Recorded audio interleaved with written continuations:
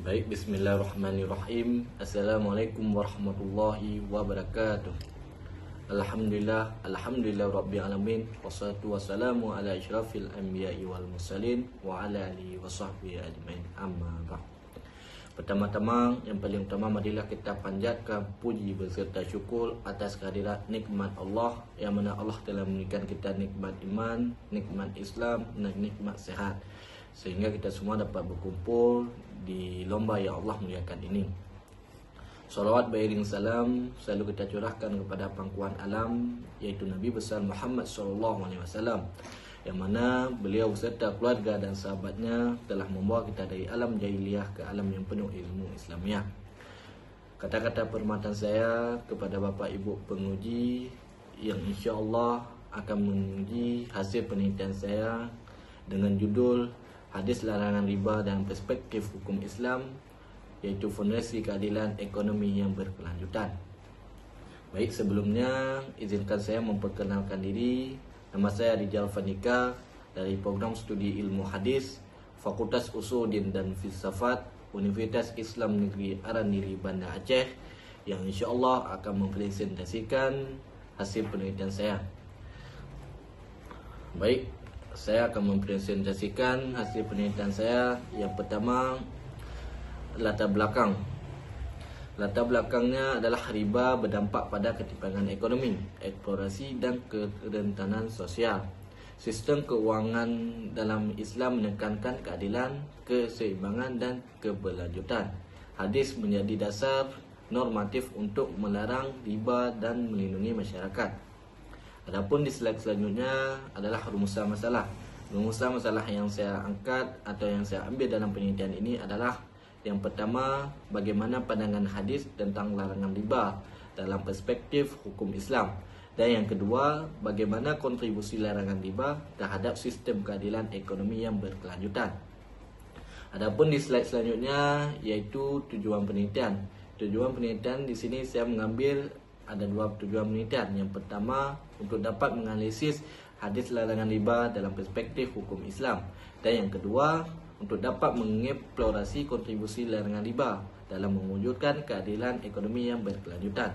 Di slide selanjutnya, saya akan menjelaskan metode penelitian. Adapun metode penelitian yang saya gunakan dalam penelitian ini adalah menggunakan pendekatan kualitatif deskriptif. Adapun teknik yang digunakan adalah teknik library research yang bersumber pada sumber primer dan sekunder. Kemudian analisis yang saya gunakan adalah analisis induktif yang berfokus dan pada teks hadis dan relevansi ekonomi modern. Adapun di slide selanjutnya, saya akan menjelaskan pengertian dari riba. Secara bahasa, riba adalah ziyadah atau tambahan ataupun kelebihan. Riba sendiri tambahan yang tidak sah dalam transaksi jual beli atau utang piutang. Hadis sangat menekankan keadilan distribusi, kesetaraan nilai, dan larangan eksploitasi. Di slide selanjutnya, saya akan menjelaskan beberapa jenis riba. Yang pertama, riba utang piutang. Riba utang piutang sendiri terbagi menjadi dua poin. Yang pertama, poin A-nya riba qard. Riba qard adalah riba tambahan tetap dalam suatu pinjaman. Dan poin B-nya riba jahiliyah, yaitu penambahan karena keterlambatan dalam melakukan pembayaran. Adapun jenis riba yang kedua adalah riba jual beli. Riba jual beli ini terbagi menjadi dua poin juga. Yang pertama, riba fard, yaitu penukaran barang sejenis tidak seimbang. Yang kedua, riba nasiah, penundaan penyerahan dalam melakukan transaksi. Seperti contohnya penundaan penyerahan barang ribawi. Adapun di slide selanjutnya, saya akan menjelaskan beberapa hadis yang saya ambil dalam penelitian ini. Yang pertama, hadis dari Imam Al-Muslim. Beliau menjelaskan emas dan perak harus ditukar dengan takaran dan ketimpangan yang sama. Di hadis yang kedua, saya mengambil dari hadis riwayat Bukhari Muslim atau hadis riwayat Bukhari. Beliau menjelaskan pertukaran barang berkualitas rendah harus jual dahulu baru beli barang berkualitas tinggi. Dan hadis yang ketiga saya mengambil dari hadis Imam Al-Hakim. Beliau menjelaskan riba memiliki 73 pintu dosa yang paling ringan seperti zina dengan ibu sendiri. Adapun di slide selanjutnya, saya akan menjelaskan prinsip dasar ekonomi Islam.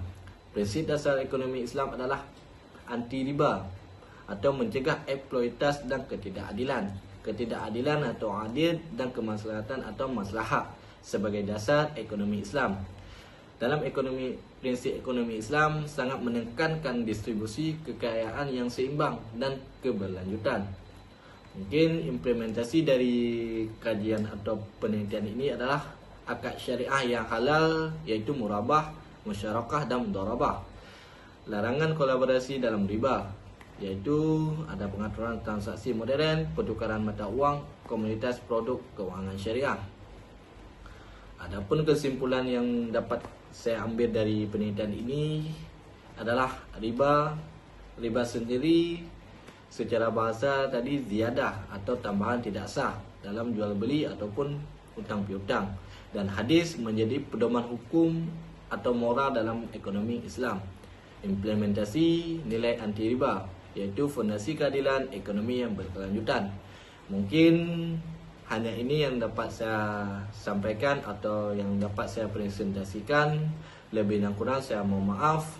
Wabillahi taufiq wa hidayah. Wassalamualaikum warahmatullahi wabarakatuh.